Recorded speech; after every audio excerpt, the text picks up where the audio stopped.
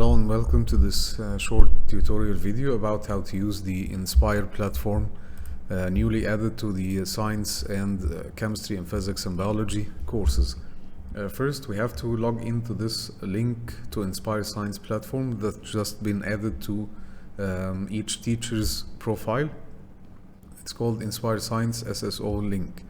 Both teachers and students are required to log into the platform using this link. It's sort of like Alex, like we used it last year. It logs into the platform. And then automatically you will see your name here in the profile section, and you're supposed to see your school's name at the top.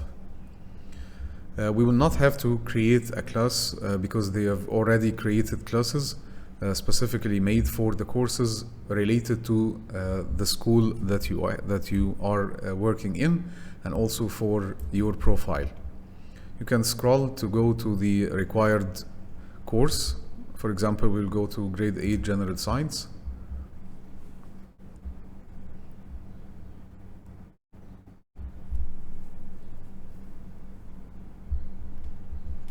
First thing that you'll see here is your dashboard. Your dashboard contains 3 parts. First part here, this is your course. From here you can change the module that you're working, or choose the module that you're working in. Of course, in accordance to the LMS predefined scope and sequence, because in some courses you will find the courses added here in the platform are a bit different than the ones who are assigned in this term.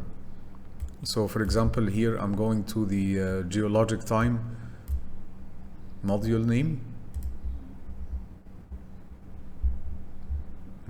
Scroll through, that's it.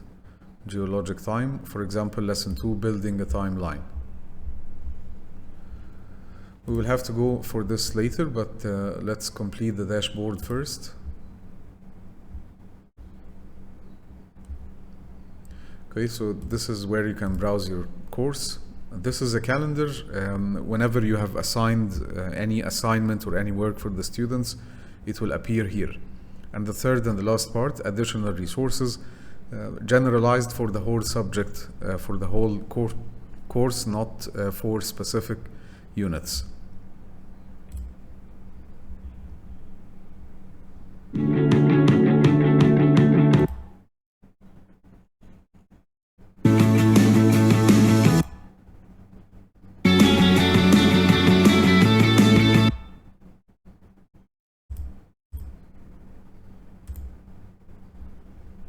Inspire Spark, just a video, looks like a trailer for the platform on YouTube.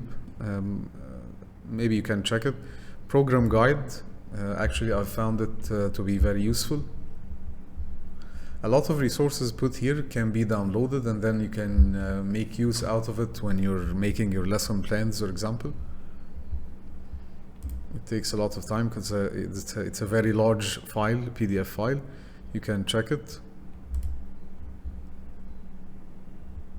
For storylines here, also you can use this file in your lesson plans.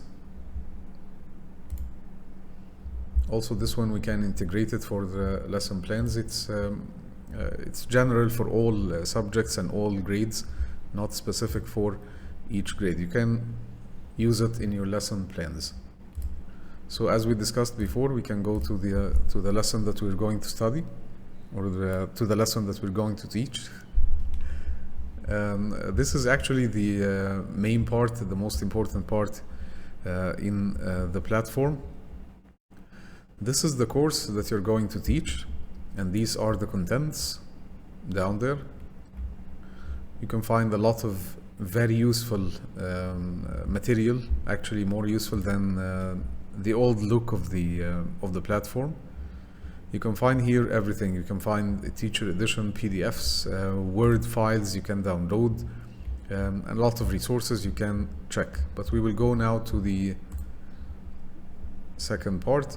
Here you can download the resources. The difference between this one and this one, course and resources. Course, all the resources are put together in sort of like steps or categories you can use for the lesson, while the resources, they just gathered all the resources found in the course in a list view, so you can download it or assign it or add it to the calendar. So the course is more generalized, is more general than the resources, while the resources tab has just the resources, that's it. Okay, here you can see a very useful tool called Preview Student Page. You can see what the student will see when they open their account in this specific lesson. And then we will go to a very important one also, launch presentation. When you launch the presentation, you can find what the name suggests, a presentation for all the details and all the contents of the course. Which course contents specifically will appear? The ones that you have chosen to appear for the student. Where? You can find this one. Course. At each course material you can find this sign, add to the presentation or not. When you click add to the presentation,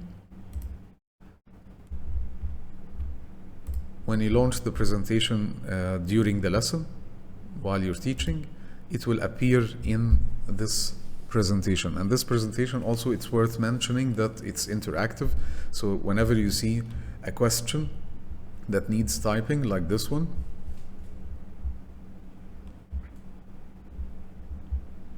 for example this one, the students will see the same interface that you're seeing now.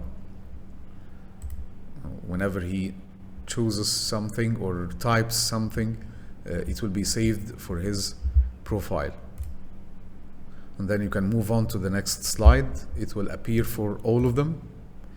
They will see the slide that you are showing, so they can interact with it, or they can answer the questions inside this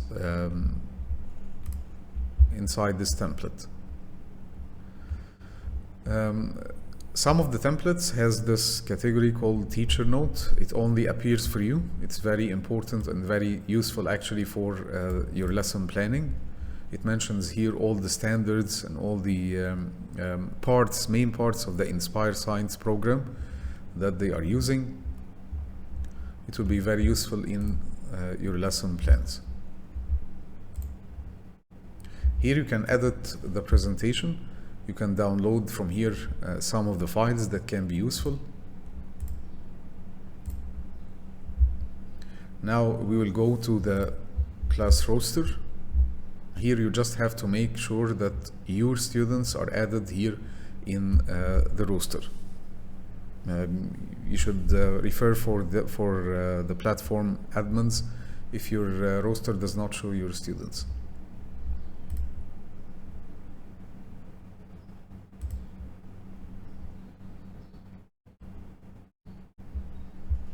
Here the gradebook, whenever you assigned any assignment for the students, the marks can appear here.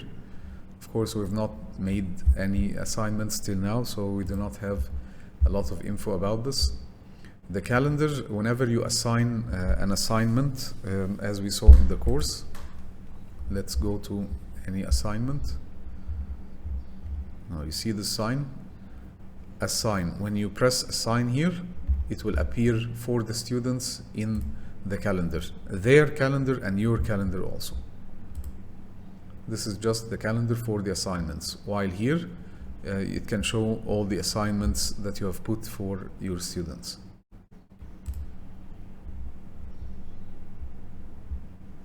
At the end here we can find a lot of assessments. I've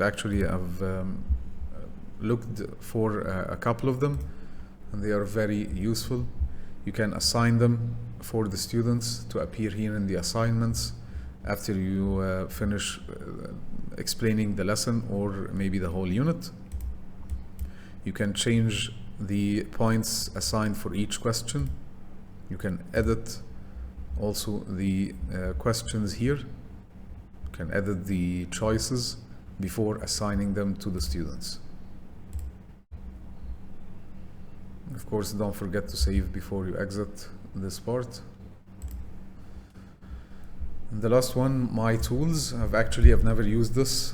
Maybe we can get some more info about this when we watch the videos that they have uploaded on the LMS on the teacher's profile. Okay, until now, thank you.